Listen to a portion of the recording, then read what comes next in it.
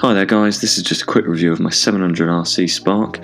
I got it about 6 months ago. I've been really pleased with it. I race this bike, I use it as a trail centre bike as well, not for the really big scary stuff, but at the same time I really enjoy riding it just for pleasure as well. So the bike is really light. It's actually £22 currently.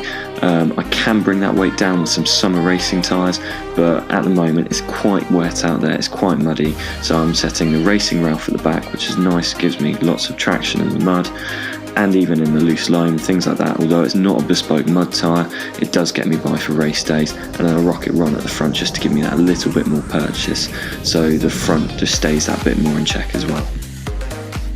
The finishing kit that actually comes on the bike is actually a mix of group sets. So I've got the XTR brakes, which are really nice and light, gives good modulation. I've always liked Shimano as brakes anyway. And the drivetrain itself is SRAM XX1 group set. And this is part of what I really like about the RC version. It's Scott's own interpretation of what they feel should be the best race bike out there. At the time, SRAM didn't really have that great an offering for a brake. They now have the level brakes, so a lot of their RC bikes are now coming with level brakes. But SRAM also did a better job of the group set in 2016, 15 and 14 with their XX1 drivetrain, and that's why they didn't put a full Shimano group set on it as well. When designing the Spark, they kind of built it in mind to have short stems, wider handlebars and a longer top tube and slacker head tube angles. This means it really handles nicely, and that's why I also use it as a trail bike as well.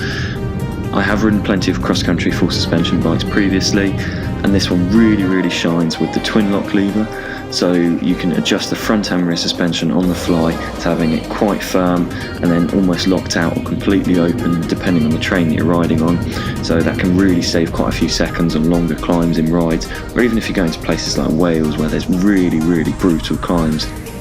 Overall, I really enjoy it as a bike, and it just suits me really well for what I'm doing. Obviously there's different bikes out there that suit different people, but for me this is just absolutely fantastic. I hope you've enjoyed my honest review of it.